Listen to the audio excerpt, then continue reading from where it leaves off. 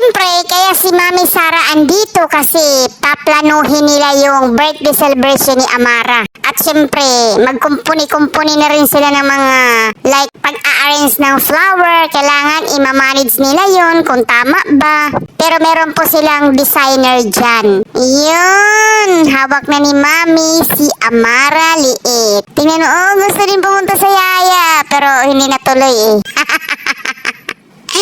Namiss na niya siguro yung yaya niya. Ayan, nag-usap-usap sila habang si Amara ayan sa gilid. No? Kakaiba talaga yung mga bata kapag, alam mo yun, yung mga taong nakapaligid sa'yo at saka maraming nakasalamuha mo, no? Kasi, ang bilis nilang matuto eh.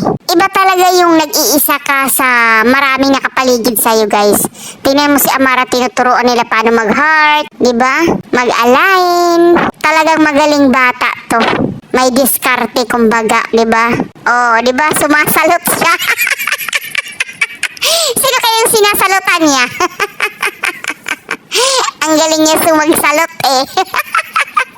Siguro tinuturuan to ng daddy niya. Ay nako, talaga namang pag andito siya sa daddy niya, marami talagang natutunan si Amara. Hindi naman dahil kay Mami Sara andun si Amara walang natutunan. Kanya-kanya po sila ng turo sa bata. Like ni Mami Sara, like ni Sir Vince. Magkaiba po sila ng atake sa pagturo sa kanilang anak eh. Kaya si Amara maraming natutunan eh.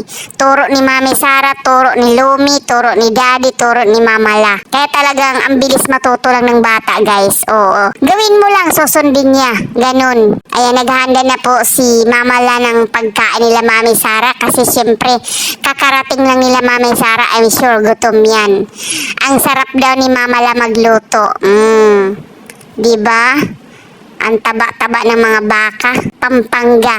So, ibig sabihin yung mga Pampanga, maaanghang yung luto nila, ganun. Ayan, ina-IG pa ni Mami Sara. Siyempre, pati na rin si Lumi. Sama-sama talaga sila pagdating kay Amara, guys. Walang iwanan sa pamilyang to. Si Mama La, hindi po pa siya kumain. May hawak po siya kay Amara. Sila muna, Lumi, diba? Baka kumain na rin sila. Wow!